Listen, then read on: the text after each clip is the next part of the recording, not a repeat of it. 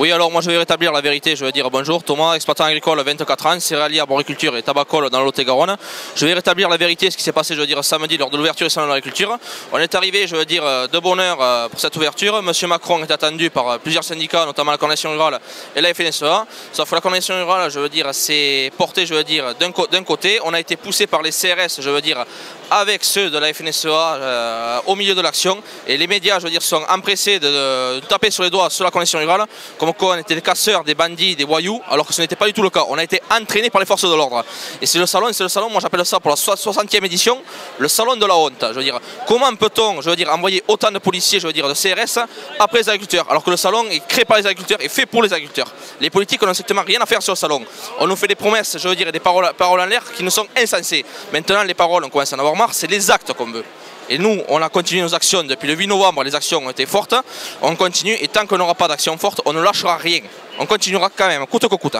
Ah oui, effectivement, le gouvernement a tout fait pour nous faire, je veux dire, pousser le pas, sortir de nos gonds, et nous on est resté humbles, on a su réfléchir, et on est resté calme, voilà. Non, tout corps politique, je veux dire, on n'apporte pas de couleur syndicale, on représente nos couleurs syndicales, je veux dire, on n'a pas de bord politique, rien du tout. Et il faut savoir qu'une seule chose, c'est qu'un syndicat agricole n'a pas le droit de porter des couleurs politiques, je veux dire.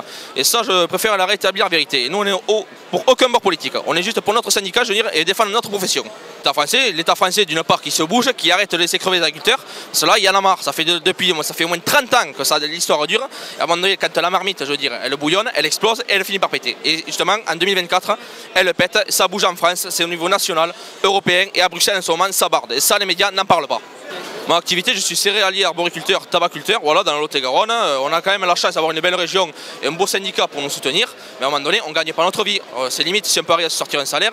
Quand justement, je vais évoquer la question de la PAC, il y a beaucoup de personnes qui disent la PAC, oui, ils touchent la PAC, ils sont riches. Non, non, on est obligé de dire une chose, on est obligé d'investir parce qu'on ne trouve pas de main-d'œuvre. On est obligé d'investir parce qu'on a un calendrier des météos qui est vraiment réduit. On investit pour justement faire le travail qu'on a. Et l'argent de la PAC, on la touche, certes, sauf qu'elle est de suite reprise par les banques pour payer les emprunts et les crédits. Parce qu'il faut savoir une chose. On s'installe, je veux dire, en agriculture, on achète, je veux dire, des parcelles agricoles, et ça, on s'endette, et ça, beaucoup de monde ne le savent pas. Et cet argent-là de l'Union Européenne, de la PAC, je veux dire, elle part directement dans les banques. Nous-mêmes, on n'en profite pas. À l'avenir, moi, c'est mes autres collègues du syndicat Coordination Rurale qui vont venir, je veux dire, au salon, je veux dire, nous remplacer. Nous, on a un peu de boulot sur les fermes, on va revenir sur les fermes, on va travailler, parce qu'à un moment donné, il faut s'y mettre, la saison va revenir. Mais je vous préviens, l'année risque d'être très, très ambiancée.